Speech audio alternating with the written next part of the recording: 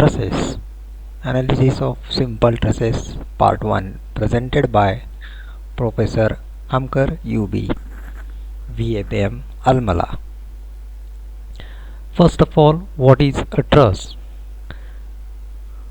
A structure composed a number of straight members connected together to form a rigid framework, usually composed of interconnected triangles. Members carry load in tension or compression. Now, types of trusses. Plane truss. When members of truss lie in a single plane, the truss is called plane truss. Rigid truss. A truss which does not collapse when loaded is called rigid truss. Simple truss. The structure built from a number of triangles connected together is called simple truss. Now, component parts of trusses. This is a truss. Bottom horizontal member are called as bottom chord. Top horizontal member are called as top chord. The inclined members are called as diagonal. The vertical members are called as vertical members. The end inclined portion are called as end post. Now, different types of trusses useful in construction, that is Hove truss with 4 and 8 panels, Pratt truss span 6 meter to 30 meter, the modified Pratt truss span 6 meter to 100 meter, simple Fink or French roof truss, the span is 6 meter to 9 meter. There are another different types of trusses used in industrial structure, mostly preferable structure. North light roof trusses span 8 meter to 10 meter. Now, what is the classification of trusses? According to truss, truss is mainly classified in two types, that is perfect truss, which is also called as stable truss, imperfect truss, which is also called as unstable truss. The imperfect trusses are again classified in two types, that is redundant truss and deficient truss. Now, detailed classification of trusses. First one, perfect truss. A truss which does not collapse under the loading is called perfect truss or stable truss, or it is also defined as it is the simple frame in which the number of joints and number of members satisfy the equation n is equal to 2j minus 3. Such trusses are called perfect trusses. This is the example of perfect truss. This is one triangular truss A, B, C. There are three joints A, B and C. Hence, number of joints are J is equal to 3 and number of members A, B, B, C and AC 3. Therefore, 2J minus 3 is equal to 3 is equal to 3. Therefore, n is equal to 2J minus 3. So, triangular truss is an example of perfect truss. Now, move on imperfect truss. Imperfect truss, a truss which collapses under the loading, is called imperfect truss or unstable truss. It is also defined as it is the simple frame in which number of joints and number of members does not satisfy the equation n is equal to 2j minus 3. Such trusses are called imperfect truss. This is the example of deficient truss and redundant truss. Redundant truss, it is the simple frame in which the equation n is greater than 2j minus 3. Such trusses are called as redundant trusses. Deficient trusses, it is the simple frame in which the equation n is less than 2j minus 3. Such trusses are called deficient truss. Now, move to example. This is the first figure is deficient truss and second figure is redundant truss. In first figure, number of joints are 4 A, B, C and D, and number of members are also 4. Hence the equation is here n is less than 2j minus 3. Therefore it is called as deficient truss. Second figure is the number of joints are 4, which are A, B, C and D. Number of members n is equal to 6.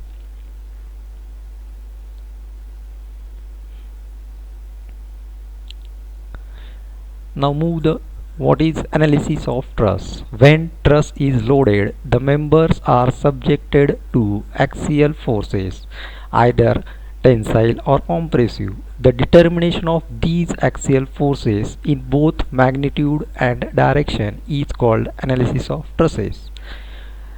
Methods of analysis of trusses. The first is method of joints, method of sections and graphical method. While analysis of trusses, some assumptions are made, which are: the frame is perfect frame, that means the frame satisfies the equation n is equal to 2j minus 3. All the members are hinged or pinned connected at the ends.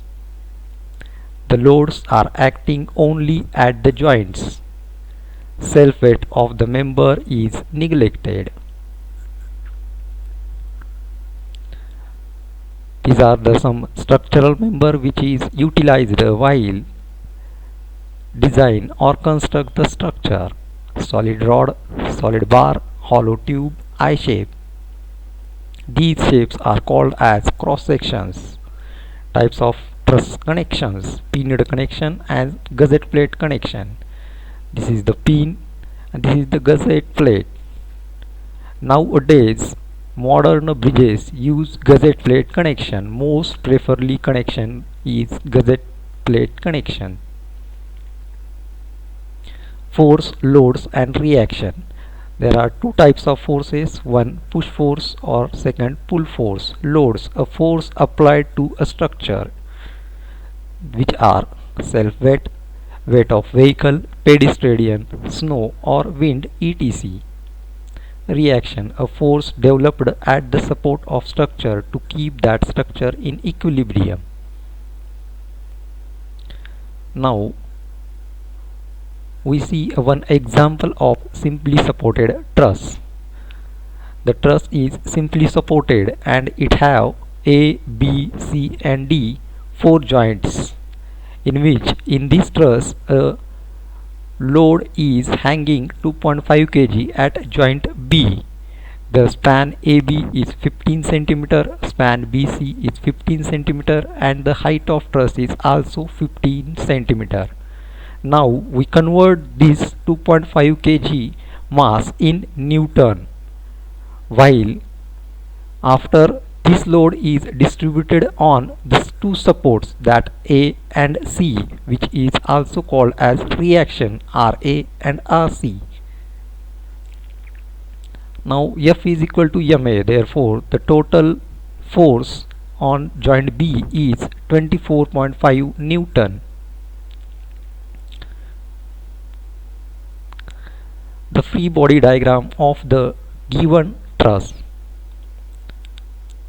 reaction RA and RC.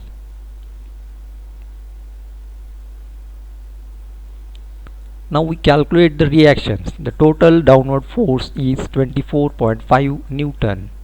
The total upward force must be 24.5 Newton to satisfy the condition of equilibrium. Hence, the force is acting at the center of the truss. Therefore, RA and RC must be equal. RA is equal to RC is equal to 24.5 divided by 2, which is 12.3 Newton. Therefore, RA is equal to 12.3 Newton and RC is also 12.3 Newton. Now consider first joint A, which is also called as isolate a joint. Now we take joint A to analyze the truss. At joint A, the known reaction or known force is 12.3 Newton and unknown forces are these two. We draw a free body diagram of joint A, which includes the external loads of the reactions applied at the joint. This is first force FAB.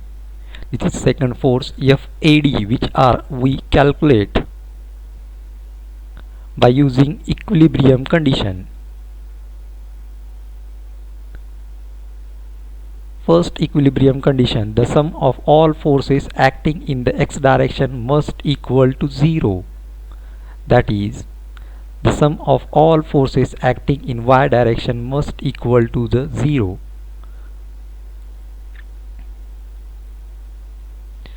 Now component of FAD. The FAD force is resolved in direction of x and direction of y, which is called as FAD in x direction, FAD in y direction.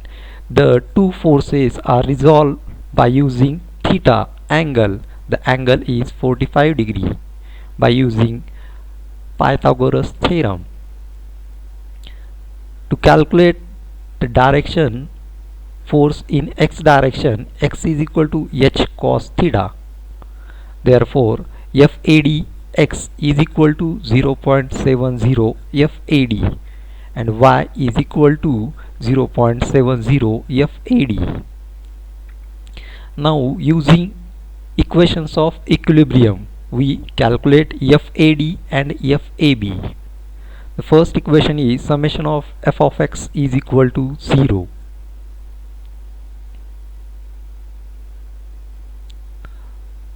The resolution of these forces are 0.707 FAD, 0.707 FAD.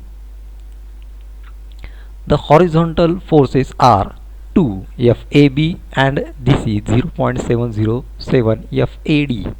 Therefore, both are going to right direction. Therefore, both are taken as a positive. FAB plus 0.707 FAD equal to 0. Therefore, FAB is equal to minus 0.707 FAD. Now, second equilibrium condition, summation f of y is equal to 0. In vertical forces, this is first force 12.3 Newton and second force 0.707 FAD. Both are in upward direction, therefore we taken as a positive. By solving this, FAD is equal to minus 17.3. This FAD value we put in equation of summation f of x and calculate FAB. Therefore, FAB is equal to plus 12.3 Newton. The value of FAB is positive, that is tension, and the value of FAD is negative, that is compression. Now we consider second joint, that is B, joint B, and isolate that joint.